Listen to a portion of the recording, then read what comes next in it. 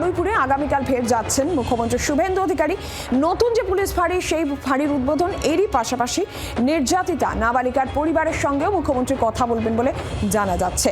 মুখ্যমন্ত্রী কড়া বার্তা দিয়েছেন, আপনারা জানেন। আর এরপরই আমরা পুলিশেরও একের পর এক অ্যাকশন দেখতে পেয়েছি।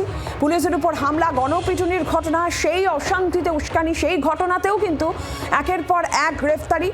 আরও 5 জনকে গ্রেফতার করা হয়েছে। এই সব মিলিয়ে এই মুহূর্তে দাঁড়িয়ে গ্রেফতারের সংখ্যা 35 জন। আর এর মধ্যেই আগামীকাল ফের বারুইপুরে মুখ্যমন্ত্রী শুভেন্দু অধিকারী যাবেন, নতুন পুলিশ ফাঁড়ির উদ্বোধন করবেন এবং নির্যাতিতার পরিবারের সঙ্গেও তার কথা বলার কথা রয়েছে বলেই জানা যাচ্ছে।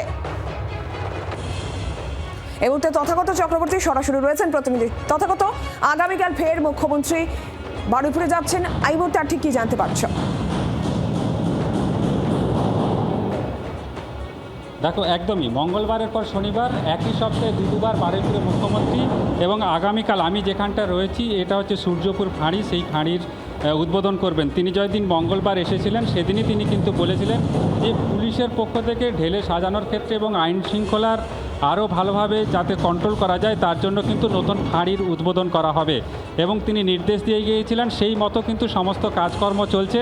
আমি একটু ঘুরিয়ে ঘুরিয়ে তোমাকে দেখাবো যে বিভিন্ন জায়গা আমি এখন যে দেখতে পাচ্ছি যে এখানকার কর্মীরা তারা কাজ করছেন, যাদেরকে বরাত দেওয়া হয়েছে।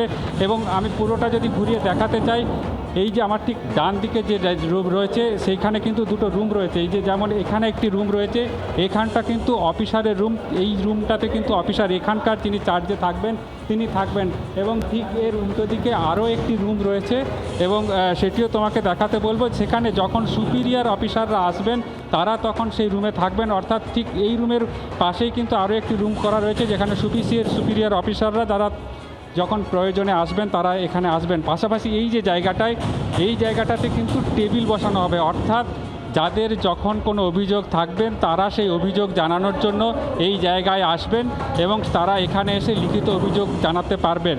এটাই এখানকার মানুষের সবথেকে বড় সুবিধার জায়গা হবে। এবং এখনও পর্যন্ত সূত্র মারফত আমরা যেটা জানতে পারছি যে 18 থেকে 20 জন পুলিশকর্মী এই থানাতে এই ফাঁড়ির জন্য নিয়োগ করা হচ্ছে। অত্যন্ত গুরুত্ব এবং আইন শৃঙ্খলার ক্ষেত্রে যাতে সুবিধা হয় সেই জন্যই কিন্তু 18 থেকে 20 জন পুলিশকর্মী নিয়োগ করা হচ্ছে, এবং আজকের মধ্যেই সেই সংক্রান্ত অর্ডার তা প্রকাশিত হবে, এমনটাই কিন্তু প্রশাসন সূত্রে জানা গিয়েছে। এবং পুলিশ ফাঁড়ির পাশাপাশি এখানে কিন্তু একটি লকআপও তৈরি থাকছে, পাশাপাশি যাতে যারা আসবেন তাদের বসার জায়গা, সেই জায়গাও কিন্তু করা হচ্ছে। যেমন একটি থানার যে ইনফ্রাস্ট্রাকচার হয় সেই ইনফ্রাস্ট্রাকচারের পুরোটাই এখানে করা হচ্ছে, এবং পাশাপাশি পুরোটাই কিন্তু সিসিটিভি নজরদারির মধ্যে থাকবে, যাতে পুরোটাই সিসিটিভি দ্বারা কন্ট্রোল হয়, সেই সিসিটিভির ব্যবস্থাও কিন্তু হয়ে গেছে। মোট 2টো ফ্লোর নেওয়া হয়েছে, এটা ফার্স্ট ফ্লোর। এই ফ্লোরে যেমন থানার কাজ হচ্ছে, এবং যেহেতু 18 থেকে 20 জন পুলিশকর্মী থাকবেন ঠিক এর উপরের ফ্লোরে, সেখানে কিন্তু পুলিশকর্মীদের থাকার জায়গা করা হচ্ছে, অর্থাৎ ব্যারাক সেখানে হচ্ছে। যেটা পুলিশ সূত্রে জানা গিয়েছে যে মুখ্যমন্ত্রী আগামীকাল 11:30 নাগাদ এখানে আসবেন তিনি, এবং মোট 45 মিনিটের তার কর্মসূচি রয়েছে। তিনি প্রথমে যাবেন নাবালিকার বাড়িতে, এবং তারপর এই যে জায়গা এই ফাঁড়ি তিনি উদ্বোধন করবেন, এবং তারপর এই ঘটনায় যে পিটিয়ে মারার যে ঘটনা ঘটেছিল, অর্থাৎ ইন্দ্রজিতের যে মৃত্যু হয়েছিল পিটিয়ে মারার ঘটনায়, তার বাড়িতে যাবেন, তার বাবা মায়ের সঙ্গে দেখা করবেন। সেই বাড়িতেও কিন্তু রেনোভেশনের কাজ চলছে। মুখ্যমন্ত্রী আগামীকাল যখন বারুইপুরে যাবেন, যে পুলিশ ফাঁড়ি, সূর্যপুর পুলিশ ফাঁড়ির উদ্বোধন হবে, সেখানে এই মুহূর্তে জোর তৎপরতা, সেই ছবিও আপনারা দেখতে পাচ্ছেন। তথাগত ধন্যবাদ। বাংলার আওয়াজ, বাঙালির আবেগ, জি 24 ঘন্টা।